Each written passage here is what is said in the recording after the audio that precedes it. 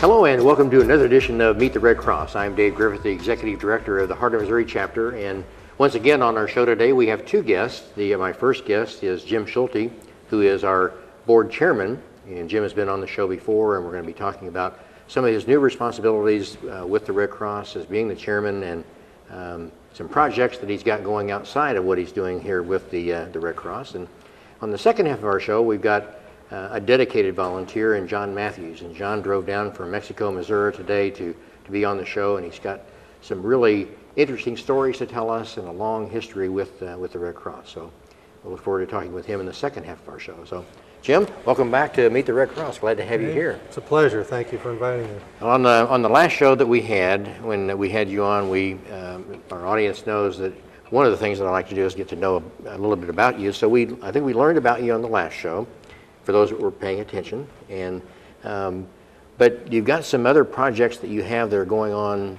besides with what's going on at the Red Cross. So tell us about some of those projects, and you've got something you're doing with Wounded Warriors. That's correct, Dave. Janelle and I purchased the land that joined our place. It had a log home on it that was in need of restoration, so we've been remodeling this log home and working on the property for multiple purposes. We've opened a shooting academy, we're doing concealed carry classes, private lessons, and we're also offering a course we call Personal Protection in Your Home. And we're using the log home as our foundation for the classroom to teach out of. We're also hoping to get it, when it's completely remodeled, to use it for other functions, a vacation rental for weekends to get away from the city and out in the country. And I began working 3 years ago with a Wounded Warrior group that they work through the Chaplains Corps of the Army and work with Wounded Warriors, and we're hoping to host a couple of wild turkey hunts out there for the veterans that have been injured in this war. Let's talk just a minute about your lodge. Now, it's actually got a name. It's called the Sand Spring Lodge. Sand Spring Lodge, okay. And the capacity that you have as far as teaching your conceal and carry classes, is there a certain number that you need? I limit the class to 5 students at a time. I feel like I get better one-on-one interaction with them. I can work closer with each student, and so that's a comfortable number for me. And we try to keep it at no more than 5 students. Now, that would also hold true for your in-home protection? Pretty much, unless it's a family and there's more involved. The plan behind that is, if you grew up in Missouri, you know that when the tornado warnings go, you head to the basement. If there's a fire, everybody gets out and rallies around a certain landmark in the yard. But when you talk to people about what they would do if there was a attempted break-in or home invasion while they're home, there's a lot of thought, or there's a lot of reaction, but not a lot of thought and pre-planning into what everybody's role would be. So we're working on that as another program that we think the public would be interested in. And it's really timely now. I mean, just in the news here recently, we've just heard of homes being broken into over in Columbia, and people were kidnapped and had to escape from there. So correct. I've been in television for a long time, and commercials are always something that I think are important. But how would they get in touch with you if they want to talk to you about the home protection or? Well, my phone number, my cell phone, is the best way, and it's 573-619-1373. You're talking about the lodge. We've got a staff retreat that's coming up real soon, and we're going to be our staff is going to be going out to your place and doing things there. Those two things are keeping you real busy. So, but we've also spent some time with the Red Cross and bringing you on as the new chairman of the board. What kind of transition has that been for you, moving from being a board member to being the board chair? Well, it takes you from being on the sidelines right into the center of the fire. It requires me to have a broader understanding of the whole organization and oversight of all the different committees, whereas before I could serve on one committee and stay engaged but not really the whole picture of the Red Cross. And so this has opened my eyes a lot about things that were going on that even I wasn't aware of as a board member. There are a lot of things the Red Cross is doing besides disaster relief, besides the blood program, besides first aid training. There are just so many things they're involved in that even as a board member I wasn't aware of. So it's been an eye-opener in that regard. And really a big challenge for you as the chairman is to keep those board members engaged. We have 26 board members right now, and we just had a meeting just before we did this taping in talking about how we can engage those committees. And I mean, I think that'll be a challenge for you as well. Well, that's true. I hope to get all of the board members engaged with at least one committee, if not more, and capitalize on their areas of expertise so that we can build the organization and make it better than the sum of the parts. Well, and it really it's kind of like, you know, divide and conquer. That there's so much to do in the Heart of Missouri chapter, and it makes up 21 counties, and in trying to get our services delivered and to have board engagement throughout the entire chapter, I think will always be a challenge. But the really positive part is that we've got some really good people on our board. We have an excellent group that is on that board, and I'm impressed with all of them. So it's actually an honor and very humbling to be selected to be the chair this year. Well, and I think we kind of piecemealed information out to Jim as we were going along that one of the other responsibilities that he has as being our board chair is to represent our chapter on the regional board. And so that's going to be something you're going to be doing as well. That's correct. In fact, I went to St. Louis last week for my onboarding briefing, and actually wish I'd have had the opportunity to get that before I had the first board meeting here locally. It was very insightful too. There is a lot going on in the Red Cross nationwide, and the regional office at St. Louis is just another piece of that.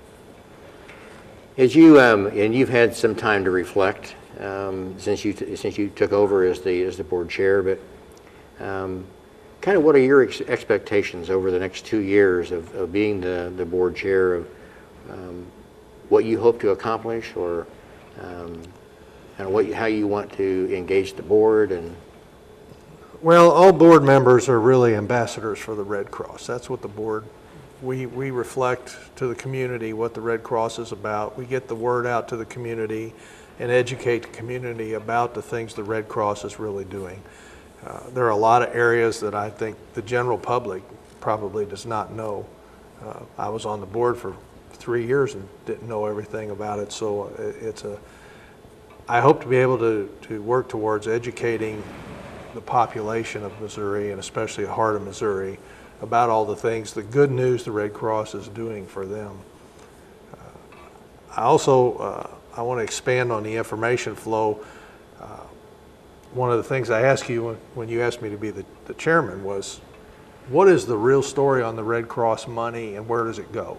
Because there's still a age-old myth that half the money that gets donated to the Red Cross gets spent on staff, and that is totally incorrect. I was impressed that it's between 91 and 92 cents of every dollar goes back to the victims and the people that need the help out in the state and the country. So that's the kind of good news that I want to help spread and get rid of those myths, those old rumors, those old urban legends, whatever they want to be called, and let people know the true story about what this organization does for the population of this country. And part of that being that is the chairman and really being the leader of that and setting by example. Those are the same expectations you have for the board members. Exactly. But I really don't think that's a problem with this board. They are all a bunch of quality people that are very aggressive about doing things and getting the whole organization advanced. So with the changes over the years that have taken place and some new ones that are coming, I see everybody embracing that and helping to just build it stronger and making things better. We had our Lifesaver Awards barbecue just a little over a month ago, and a huge success there. And Part of the recognition that we were able to get from that was being the, I almost said master of ceremonies, but during the parade to be the grand marshals, and we had our lifesavers, and Jim was also there, and we didn't talk in the initial part about your lodge and what you have for wounded warriors, but you have a very special vehicle as well that you built. That's true. A group of us, when I still worked for the National Guard, we wanted to do something unique to remember those citizen soldiers that paid the ultimate sacrifice for their country. Also, having been involved with this wounded warrior hunting, I've now been on 3 wild boar hunts in Arkansas. We had several. The first year we had 2 of our warriors in wheelchairs, and since then we haven't had any wheelchairs, but we've had a number of amputees that have prosthetics, and it's very difficult for them to climb a tree stand. So we built this vehicle to haul them to the hunting spot, and they could hunt out of it. At the same time, we wanted to remember the soldiers that were killed, so we dedicated it to the 9 Missouri Guardsmen that were killed in action in Afghanistan and Iraq. And we have a dog tag style plate mounted on each side of the vehicle for those, to commemorate them. And you've had that at a number of parades and events? We've actually gotten a lot of requests for it. Aside from the 4th of July parade here, we were in the Montgomery County parade last month, and then this past weekend we were at the Military Appreciation Day at the State Fair. They called and wanted to know if we'd put it on display for that, so we were more than happy to do that. Well, it's an awesome looking vehicle, and if you look at it, you could never tell that at one point in time it was a Chevrolet Silverado pickup truck, but the transformation was amazing. I have some very talented friends. They did a great job helping with that. They did. 3 of us worked on it for about a year to get it there. But like I said, it seemed like a small price to pay to recognize those citizen soldiers that gave so much. Well, Jim, I appreciate your leadership as the chairman of our board of directors. I appreciate the leadership that you have, that you've given to us in the Red Cross, and especially thank you for your service to our country. We appreciate that. So thank you. Thank you. It's always a pleasure. Oh, thank you so much. Stay right with us. John Mathews will be joining us for the second half of our show.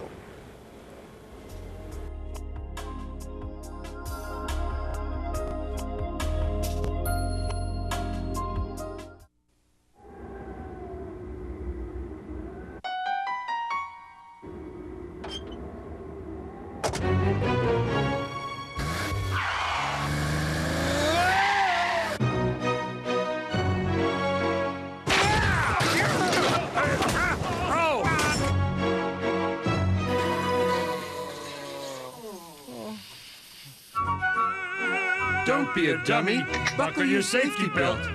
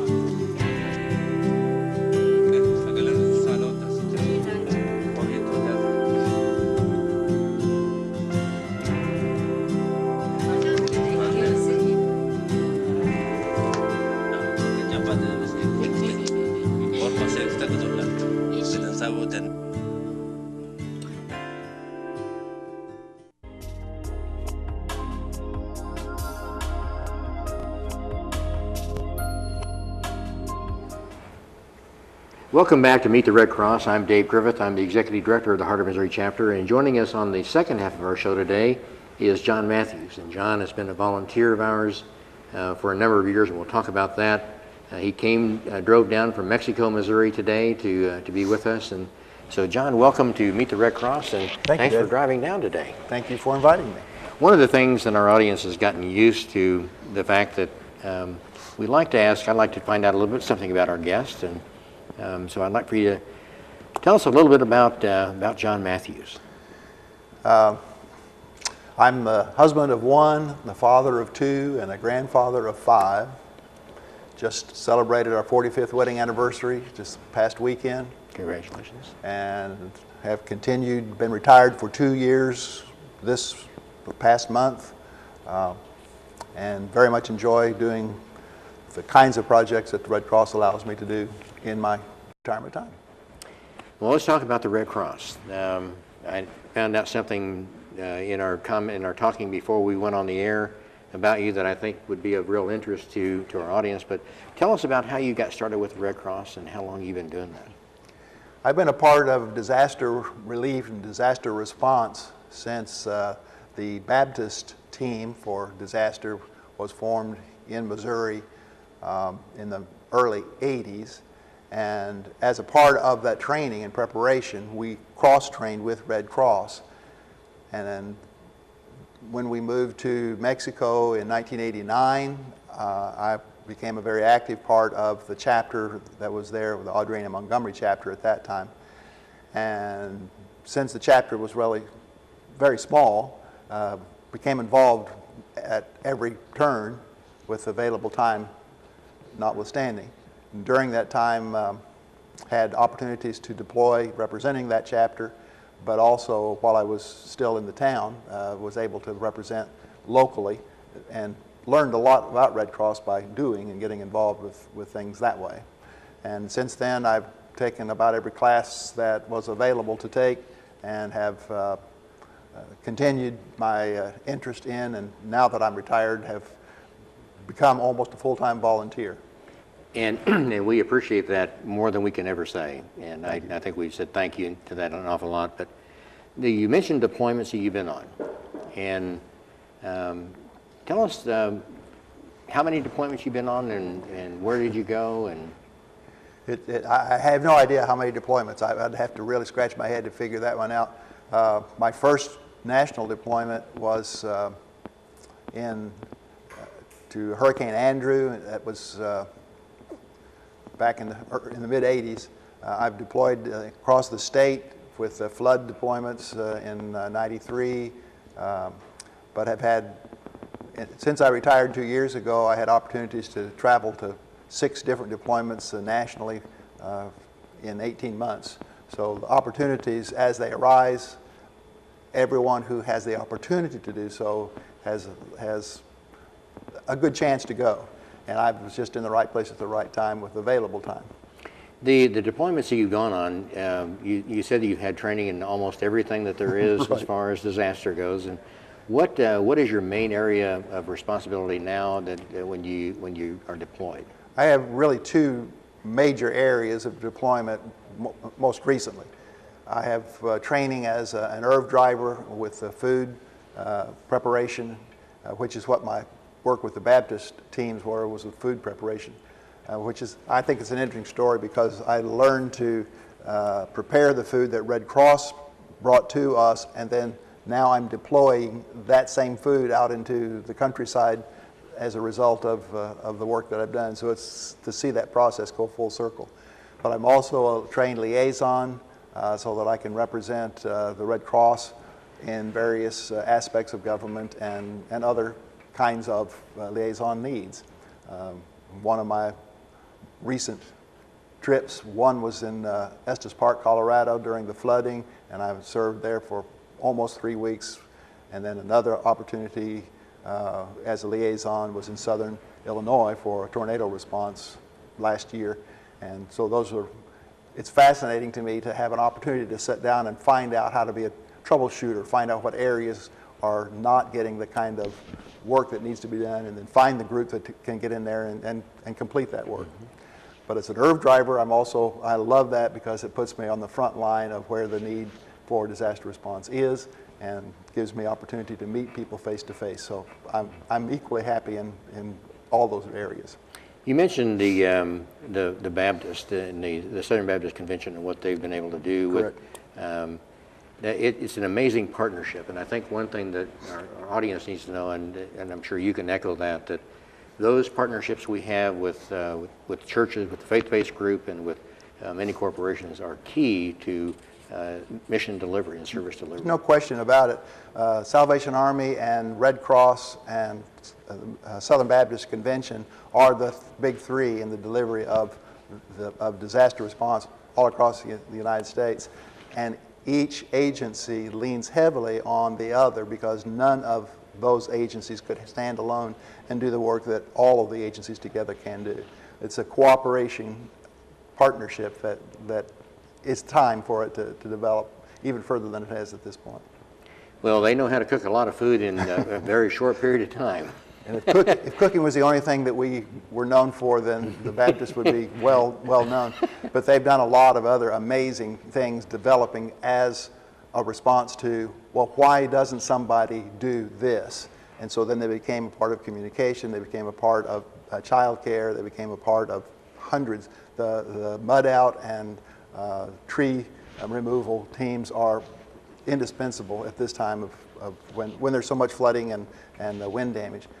But with Red Cross standing alongside of them, then they can be a more than just a partner. There's a real work together ethic involved with that. When you go out into the field, John, and you're in the IRV, how do those neighborhoods you're going into, how do they know that you're there and that you got services to provide for them? Well, that's an excellent question. The surveys that are being done before we arrive with our emergency response vehicles, the IRVs, are instrumental in how we know which areas are affected. But even then, we have to set up schedules within a community if we're delivering into a neighborhood.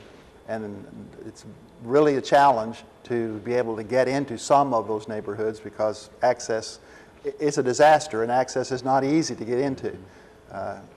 The Peoria response was classic because I could get from one side of town to the other, but I could hardly cross the bridge that was the river. And that's where we had to get down into, on the other side of the river was where the people were. So it took a lot of head scratching sometimes to get into and out of the headquarters operation, which was on the other side of the river. Well, in all the deployments that you've been on, I'm sure you've got enough stories to write a book. Perhaps. And unfortunately, with the amount of time we have for this show, we don't have time to go into a lot of them, but I'd like for you to share with us a couple of stories. We have a centerpiece here that... This is my show and tell piece.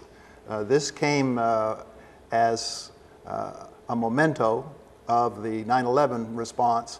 I had the good fortune to represent Missouri twice in New York City as a part of the 9/11 response, and this is an amalgam of the part of probably several parts of the building as it melted and cooled and was heated and cooled again until it became absolutely unrecognizable. And in the first response was a feeding response to the workmen, the firemen, and the police department that was right at the area that's called the pit, which is where the buildings collapsed. And then several months later, I was able to come back and move to what's called the hilltop, and that's where this debris was moved and sifted to find whatever pieces were recognizable. So I got to see both the beginning response and the ending response to that particular disaster. One of the things that has always concerned me, and that was the effect that that disaster at 9/11 had. We've had Donna Zielman has been on here before and talked about the kind of the trauma that the firefighters were going through and the police officers were going through, and it brought to my mind at that time, what about our volunteers and how that affected each one of them? I think every disaster affects me a little bit differently, and yet there's a lot of similarities. I think the worst thing that would happen is if I became so numb to the sense of help that I was providing, the response that I was providing, that I wasn't being helpful to the people that were there. The 9/11 response was particularly poignant because of being so close. We could literally open the front tent flaps and walk across the street and right down into the pit. You just couldn't escape it. It was everywhere. But there are equally other responses where we know that people need our response, and some of that gets into and under your skin, and when you bring it home, it takes sometimes days and weeks to really get back to what you consider normal. But I think that if you don't have a little of that, your sense of compassion for others is just not what it needs to be in order to do the best job that you can do when you're out in the field. What about while you were there, and I know we talk about our mission, and that mission is really paramount for us, and how did our mission delivery in New York differ from that you had in Hurricane Andrew? Well, that's also it's very interesting. Hurricane Andrew was such a wake-up moment because the kinds of responses prior to that had been very regional, very small in comparison. And Hurricane Andrew had so much destruction across such a wide area of South Miami, South Florida, that it was unprecedented. Until Katrina, nothing like that could be imagined. I was also fortunate to serve in Katrina, and to make those comparisons, it's easy to do that from this side of the thing. The 9/11 response, we didn't have people on the street that we were serving. We were serving the firemen and the responders and the truck drivers that were there specifically to carry away debris. But those men would come in and sit in the places where we were feeding, and they were almost in reverence because of their friends were the ones that were at the bottom of that pile. So we had opportunities to listen to the stories and get involved one-on-one with those people at that time, and that was very much different, but still a compassionate response was needed at that time to those people. Well, John, unfortunately we are out of time, but I want to thank you for the 45 years of service that you've given to the American Red Cross, and really, when we talk about the makeup of a volunteer, the key ingredient to that makeup is a servant's heart, and you certainly have that, and we appreciate all that you do for us, and hope you continue that for a number of years to come. So do I. Thank you so sir. much. Thank you. Thank you for joining us for this edition of Meet the Red Cross. We'll be back again with you next month. And in the meantime, if you too would like to become a volunteer and you would like to be engaged or find out more about what the American Red Cross does, we would love to talk to you. The phone numbers will be up on your screen here in just a few moments. Give us a call or stop by our office at 431 East McCarty Street, and we'll be glad to talk to you about how you too can serve the Red Cross. So until next time, thank you for joining.